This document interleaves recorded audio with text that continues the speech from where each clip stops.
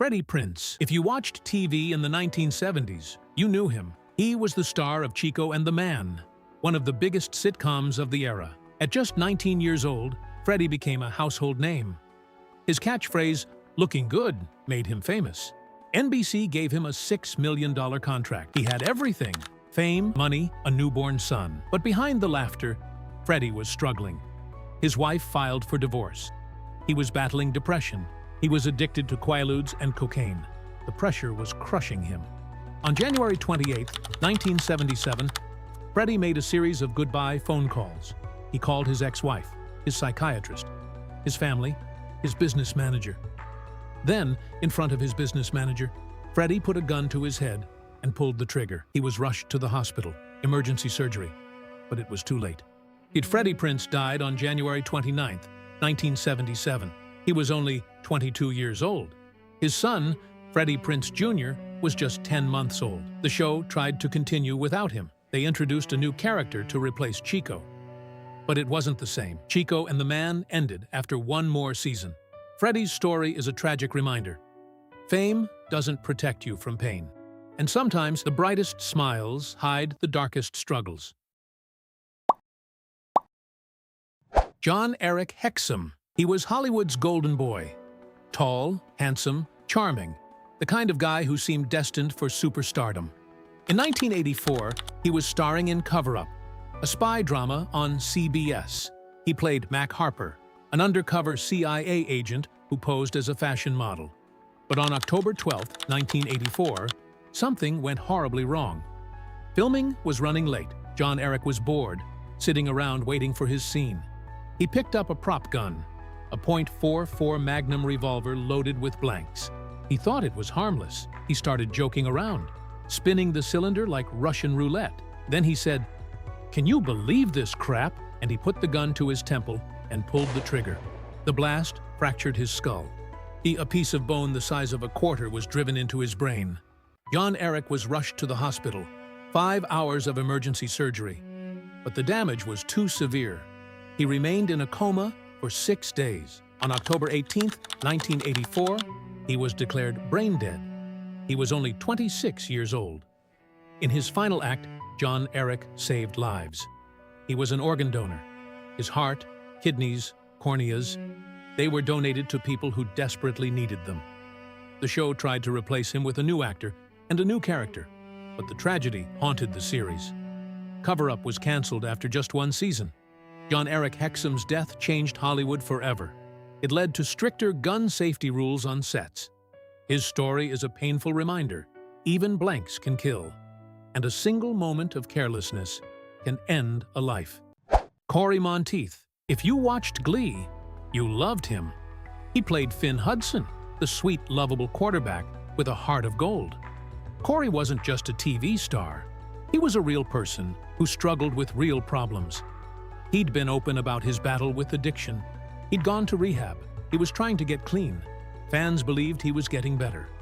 But on July 13, 2013, Cory Monteith was found dead in a hotel room in Vancouver. The cause? A drug overdose, heroin and alcohol. He was only 31 years old. The world was devastated. Fans mourned. His co-stars mourned.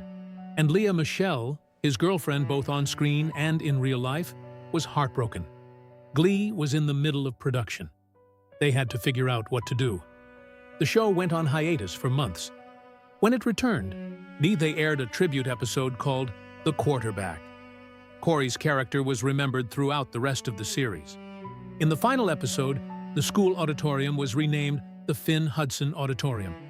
The Finn Hudson Auditorium. His story is a heartbreaking reminder. Addiction doesn't care how talented you are. It doesn't care how loved you are. And sometimes, the battle is too hard to win. John Spencer. For 7 seasons, he was one of the most important characters on The West Wing. He played Leo McGarry, the White House Chief of Staff, the president's closest advisor and best friend. John Spencer was a brilliant actor. He won an Emmy for his role. He brought depth, humor, and heart to the character. But on December 16, 2005, John Spencer suffered a heart attack. He was at home in Los Angeles. He collapsed. Paramedics rushed him to the hospital, but it was too late. John Spencer died that day. He was 58 years old. The West Wing was in the middle of filming its final season. Leo McGarry was running for vice president. The writers had to make a heartbreaking decision. The cast and crew were devastated. Martin Sheen, the show's star, read a tribute to John at the beginning of an episode. Fellow cast member Kristen Chenoweth sang at his funeral. John Spencer's death left a hole in the show that could never be filled. His story is a reminder. Life is fragile. Even the strongest characters can't escape fate. And sometimes, the people we rely on the most are taken from us too soon. Mary Kay Bergman. You might not know her face, but you definitely know her voice. Sometimes I forget that even... Mary Kay was the voice behind many of the female characters on South Park. Wendy Testaberger, Sharon Marsh, Sheila Broflovsky, and dozens more. She was also the voice of Snow White for Disney. She was talented, beloved, and seemed to have it all. But Mary Kay was fighting a silent battle. She suffered from depression and bipolar disorder. The pain was overwhelming, and no one knew how bad it had gotten. On November 11, 1999, Mary Kay attended an event celebrating the 45th anniversary of Disneyland. She smiled, she laughed, she seemed fine. But when she got home that night, she took her own life. She shot herself. Mary Kay Bergman was only 38 years old. The South Park creators were devastated. Her characters had to be recast, so other voice actresses stepped in to fill the void. Her husband found a note she left behind. It revealed the depths of her struggle, a struggle she had hidden from almost everyone. Her story is a painful reminder. Mental illness doesn't care how successful you are. It doesn't care how talented you are. And sometimes, the people who make us laugh are the ones who hurt the most. Nicholas Colasanto. For fans of Cheers, he was unforgettable. He played Coach Ernie Pantuso, the kind, lovable, slightly confused bartender who always had a smile on his face. Coach was Sam Malone's mentor. He was the heart of the bar, and Nicholas Colasanto brought him to life with warmth and humor. But behind the scenes, Nicholas was battling a serious illness. He had heart disease. His health was declining, but he kept showing up to work. He kept making people laugh. On February 12, 1985, Nicholas Colasanto died of a heart attack. He was 61 years old. In the show, Coach passed away off-screen. So the character was sent to that great baseball diamond in the sky. Woody Harrelson was brought in as a new bartender, Coach's pen pal, who arrives in town only to find out his friend has died. Nicholas Colasanto's death was the end of an era for Cheers. His story is a reminder. Some characters can never be replaced. Some actors leave a mark that lasts forever. And sometimes, the people who make us feel at home are taken from us too soon. Andy Whitfield. He was Spartacus, the warrior, the champion, the hero who fought for freedom. In 2010, the first season of Spartacus made Andy a star. His performance was powerful, raw, emotional. Fans fell in love with him. Season 2 was greenlit immediately. The future looked bright. But then, Andy got devastating news. He was diagnosed with non-Hodgkin lymphoma, a type of cancer that attacks the immune system. Production shut down. Andy began treatment, chemotherapy, radiation. The battle was brutal.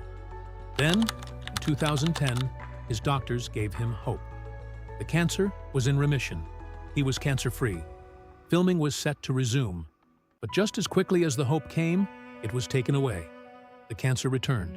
Aggressive, unstoppable. Andy made a heartbreaking decision. He told the producers to recast his role. And he didn't want to hold up the show. He didn't want to let anyone down. Liam McIntyre took over as Spartacus. The show continued without him. On September 11, 2011, Andy Whitfield lost his battle with cancer. He was only 39 years old. He left behind a wife and 2 young children. Andy Whitfield's story is a reminder. Cancer doesn't care how strong you are. It doesn't care how much fight you have left. And sometimes, the bravest thing you can do is let go. Jim Henson. If you grew up watching Sesame Street, you grew up with him. He was the voice of Kermit the Frog. He created Ernie. He brought the Muppets to life. Jim Henson wasn't just a puppeteer. He was a visionary, a creator, a man who made generations of children smile. But in the spring of 1990, Jim started feeling sick.